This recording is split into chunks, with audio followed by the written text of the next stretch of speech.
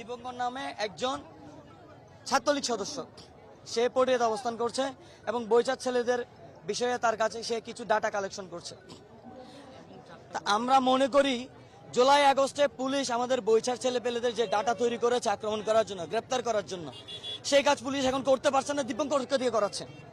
এই যে ওসি জাহেদ নূর, এ হচ্ছে বান্দরবন তাঁতি লীগের একটা গুরুত্বপূর্ণ ছাত্রলীগের লীগের একটা সদস্যের বঞ্চাময় হয়, তার সাথে রাঙ্গামাটির দীপঙ্করের এখানে সম্পর্কটা কি? আমরা চাই এই ধরনের বিষয়টা উঠে আসুক, যে দীপঙ্কর এখানে এসে আমাদের বৈচার নেতৃবৃন্দ যারা আছে তাদের তালিকা কোন উদ্দেশ্য করেছে। এবার দ্বিতীয় বিষয় হচ্ছে, আমরা যখন আমাদের ছেলেরা যখন মোমবাতি প্রজ্বলন কর্মসূচি করছিল, তখন এখানে সব ছাত্র সংগঠনের ছেলেরা ছিল।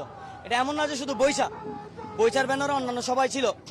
এরা শোনার পরে ওই ছেলেকে ধরলো, ওখানে আমাদের ছেলেরা 5-7 জন ছেলেকে থানায় পাঠাই, যে পুলিশ আসুক, ওর এখান থেকে গ্রেপ্তার করে নিয়ে যাক। ছেলেরা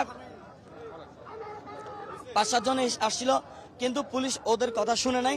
সেকেন্ড অফিসার ওদেরকে গালাগালি করেছে। সেকেন্ড অফিসার নাম হচ্ছে আসাদ, সে গালাগালি করেছে।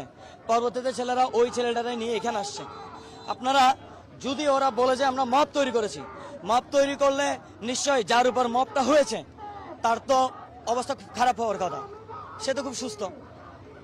মব যদি তৈরি হতো তাহলে তাকে তো এমন অবস্থা করতো, তার যান যায় অবস্থা। কিন্তু দীপঙ্কর তো সুস্থ, তাহলে কিভাবে বলা যায় এটা একটা মব তৈরি হয়েছে? তার মানে কি আমাদের জনগণ যখন একটা ফেসিস্টদেরকে প্রতিহত করার জন্য, ফেসিস্টরা কোনো ষড়যন্ত্র করছে, সেটাকে প্রতিহত করার জন্য ওই ফেসিস্টকে ধরে পুলিশের হাতে তুলে দেয়, পুলিশকে এটাকে মব বলতে চাই? আপনাদের এখন হচ্ছে যে কি, আপনাদের গতকালকে আপনাদের উপর তাহলে হামলা করা হয়েছিল কেন? আমরা প্রশ্নটা বুঝি নাই। গতকালকে আপনাদের উপর যে হামলা করা হয়েছে বললেন, এটা কেন? প্রথম দফা হামলা হয়েছে দীপঙ্করকে গ্রেপ্তার করার জন্য। আমাদের ছেলেরা পুলিশকে বলল, পুলিশ তাকে গ্রেপ্তার করবে না। পুলিশের কথা, দীপঙ্কর হচ্ছে রাঙ্গামাটি জেলায় ছাত্রলীগের কাজ করেছে, তাকে এখানে গ্রেপ্তার করা যাবে না। জানি না পুলিশ এটা কোন আইনের কোন ধারায় কথাগুলো বলছে। অপরাধী যেখানেই থাকবে থাকুক, পুলিশ যদি শুনে অপরাধী আছে তাকে গ্রেপ্তার করতে হবে পুলিশ এই সেকেন্ড অফিসার আসাদ এই অজুহাত দেখিয়ে তাকে গ্রেপ্তার করতে চায় না। আমাদের ছেলেরা পরবর্তীতে পুলিশকে বলে যে তাকে গ্রেপ্তার করতেই হবে। এটা শোনার পরে ওসি বলে এগুলো কোন শালা, এটা বলে এখানে যারা ছিল, এখানে ছাত্র অধিকারের ছেলেরা ছিল, ছাত্র দলের ছেলে ছিল, বৈশার নেতৃত্ব ছিল, বাচ্চাসের নেতৃত্ব ছিল এবং কৌমি মাদ্রাসার ছেলেরা ছিল, যে পটিয়া বড় মাদ্রাসা যেটা, ওখানে ছেলে পেলে ছিল। সবার উপর তারা আক্রমণ করে, 7-8 জনকে আহত করে। এটা শুনেই আমরা শহর থেকে এখানে এসেছি। আমরা শহর থেকে আসার পরে আমরা এখানে সর্বসাকুল্যে ছিলাম 30-40 জন বিক্ষিপ্তভাবে।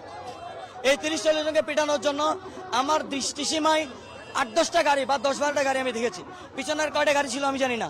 আমাদের সামনে প্রায় 80 থেকে 100 বা 100+ পুলিশ ছিল। 30-40 জনকে দমন করার জন্য 80+ দাঙ্গা পুলিশ লাগে। তারা এসেই কোনো কথা না বলেই আমাদের ছেলেদের উপর আক্রমণ শুরু করেছে। আমাদের মনে হয় তারা লীগের এই গুন্ডা পান্ডাগুলোকে সেফটি দেওয়ার জন্যই মূলত তারা আমাদের উপর আক্রমণ করেছে।